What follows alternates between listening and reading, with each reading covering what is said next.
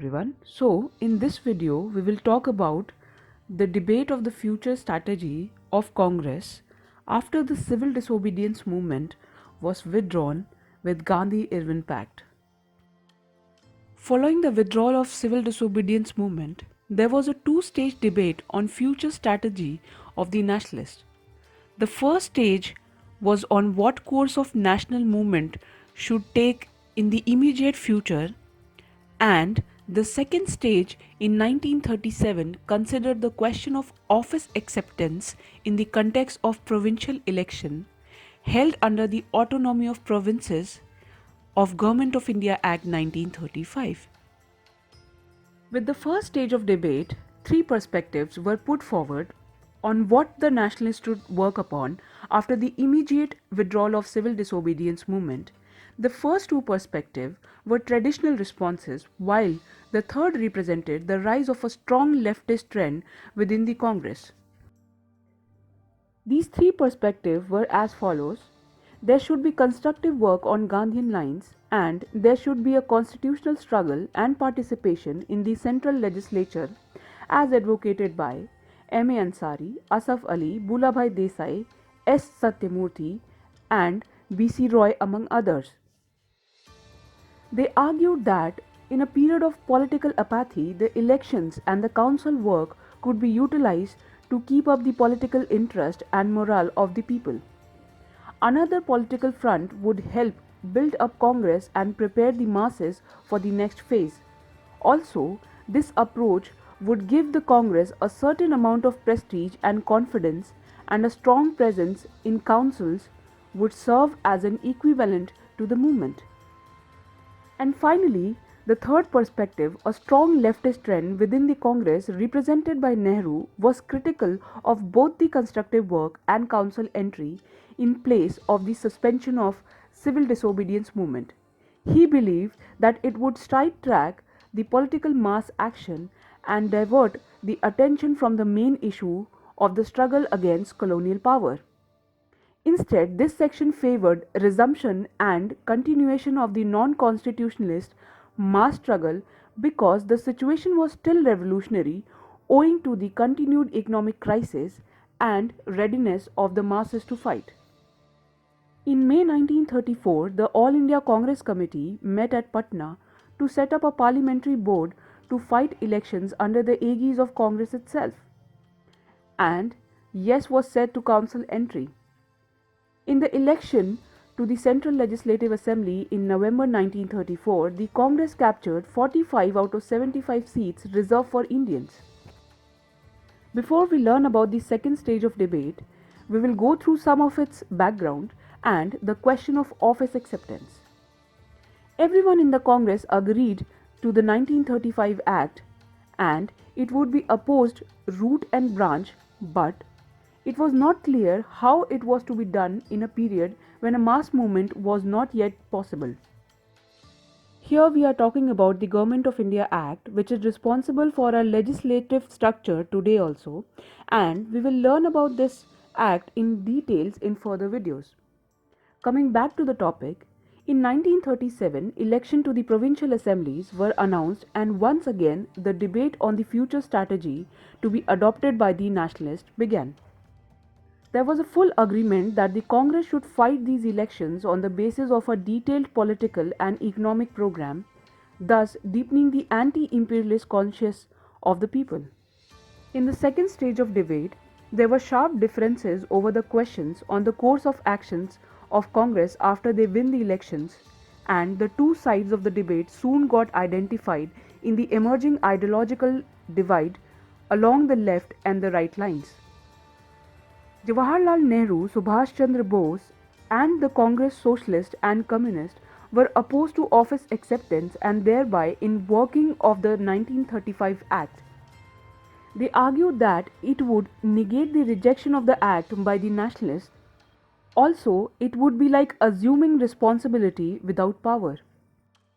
The Act would take away the revolutionary character of the movement, as the constitutional work would sidetrack the main issue of freedom, economic and social justice, and removal of the poverty. There was a counter strategy which was proposed by the leftists, and they proposed the entry into the council with an aim to create deadlocks, thus making the working of the act impossible.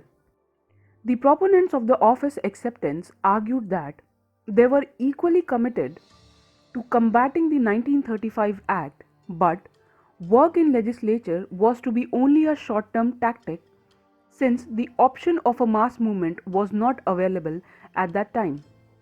Also, the administrative field should not be left open to pro-government reactionary forces. Despite limited powers, provincial ministries could be used to promote constructive work. Also, the Congress resolution was not to submit to this constitution or to cooperate with it, but to combat it both inside and outside the legislature so that it can be ended. Gandhi opposed office acceptance in the Congress Working Committee meeting, but by the beginning of 1936 he was willing to give a trial to the formation of Congress ministries. In its session at Lucknow in early 1936 and Firozpur in late 1937, the Congress decided to fight elections and postpone the decision on office of acceptance to the post-election phase. In February 1937, the elections to the Provincial Assembly were held. These elections were held in 11 provinces, namely Madras, Central Provinces, Bihar, Orissa, United Province, Bombay, Assam, Northwestern Frontier Province, Bengal, Punjab and Sindh. The Congress won 716 seats out of 1161 seats it contested.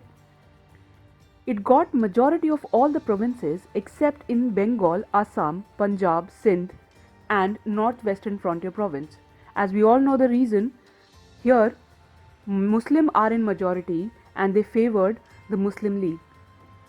Emerged as the largest party in Bengal, Assam and Northwestern Frontier Province.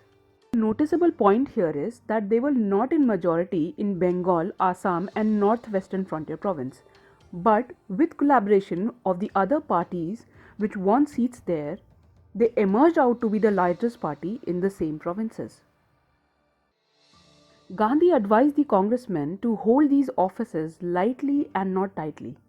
This meant that the congressmen should always keep the factor in mind that these offices had been accepted to see if they quicken the pace towards the nationalist goal. Also, Gandhi urged the congressmen to prove that the Congress could rule with least assistance from the police and the army. The work under the Congress ministry brought great enthusiasm among the people and suppressed mass energy got released.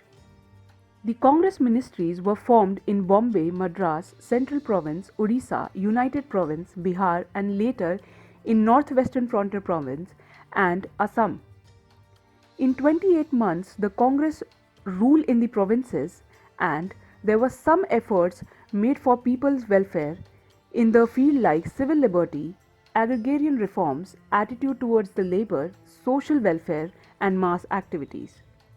The Congress ministries did much to ease the curbs on the civil liberties as the laws giving the emergency powers were repealed and ban on illegal organizations such as Hindustan Seva Dal, Youth League and on certain books and journals were lifted.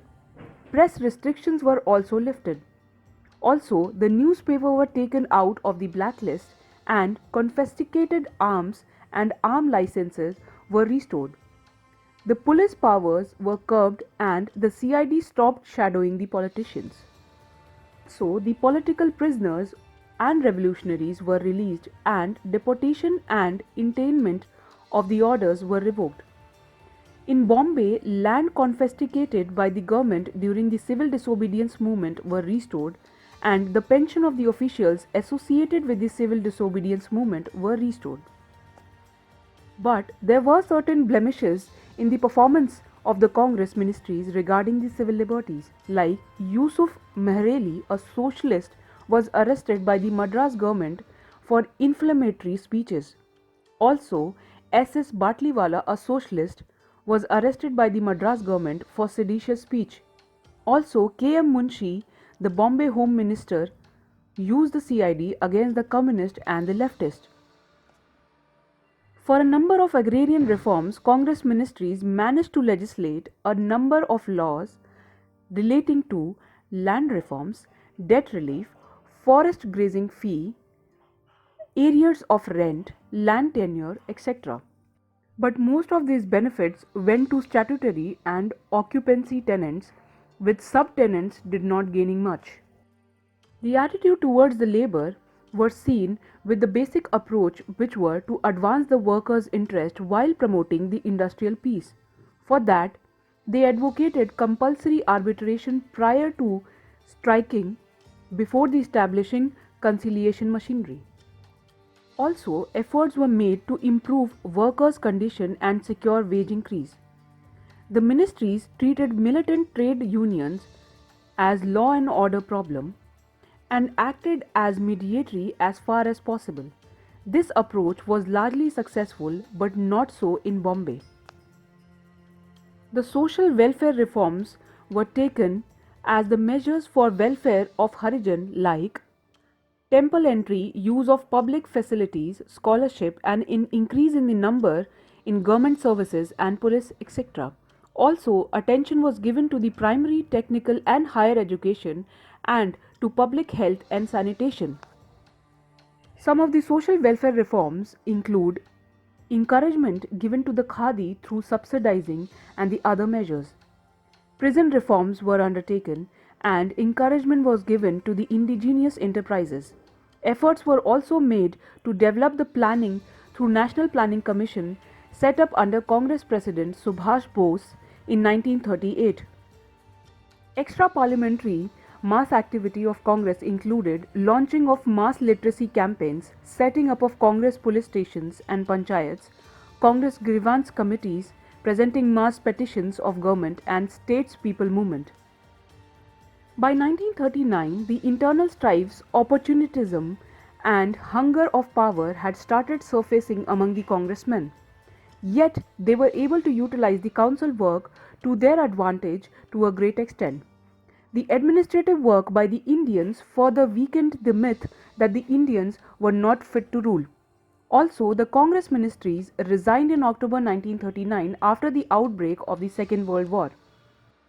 The significance of the 28-month Congress rule was the contention of the Indian self-government was necessary for the radical social transformation which got confirmed. Also, the Congress demonstrated a movement could be used state power to further it without being co-opted. Also, the ministries were able to control the communal riots. The morale of the bureaucracy came down. Also, the council work helped neutralize many erstwhile hostile elements like landlords. Also, people were able to perceive the shape of things to come if independence was won. Thank you for watching the video. I hope it was informative. Please like this video and subscribe to our channel.